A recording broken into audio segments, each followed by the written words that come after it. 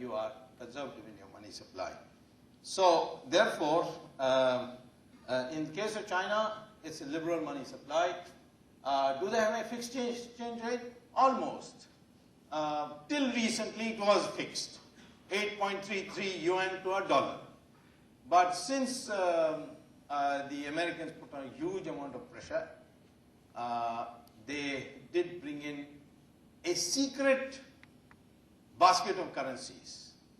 And it was just the Bank of China would have a secret meeting and decide whether they should revalue or devalue, and they've been revaluing. I think now it's probably 6.5 yuan to a dollar.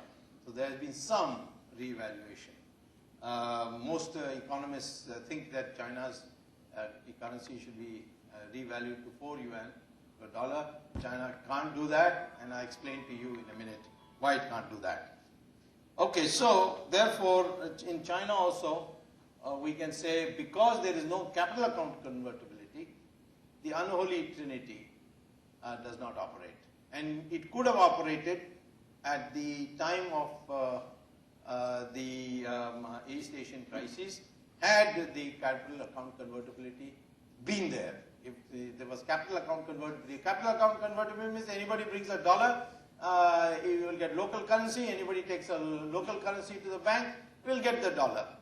So that's capital accountability. Current account is, of course, your free ability to bring in for trade purposes.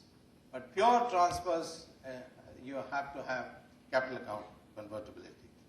So that's the thing. So we have been saved because we have had regulations, and I must re-emphasize, a competitive market economy is healthy only if it has an umpire.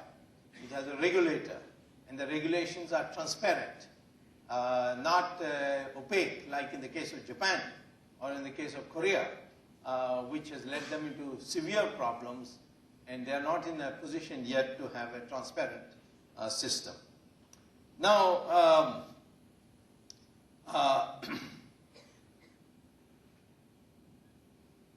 there are also three other important things one has to look at before deciding whether a country is going to have a crisis or not. First is what is called as macroeconomic stability.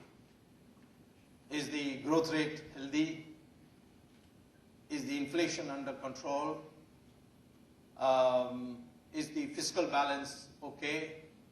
You know, a variety of these macroeconomic criteria, which you can get by going to the website. Anytime you can go to the worldbank.org or IMF.org and you type in macroeconomic stability, they'll give you all these things. They're all usuals, whether there is adequate poverty reduction, etc., etc. There are some macroeconomic indicators. Then the question of structural parameters. Now, structural parameters are very important, which the East Asian countries ignored. What are these structural parameters? These structural parameters are certain ratios, which you have to work out, which you'll find in my book. One is fiscal deficit ratio. The ratio to GDP of fiscal. Does everybody know the difference between budgetary deficit and fiscal deficit? All right, anyone answer that question, please? Don't be afraid. Making mistakes is part of learning. Yeah. Fiscal deficit is the difference between imports and exports, and budgetary deficit is the difference between the revenues generated by the government and the amount of money that they are investing in the. It's not correct. So you have some learning to do. I'll educate you just now. All right. But anyway, I'm glad you tried, and I'd like others also to make an attempt. Anyone else knows? Yeah. That's budgetary deficit.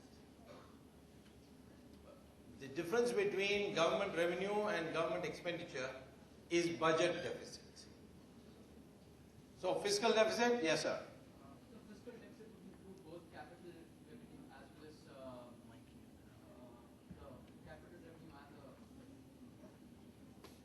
current revenue.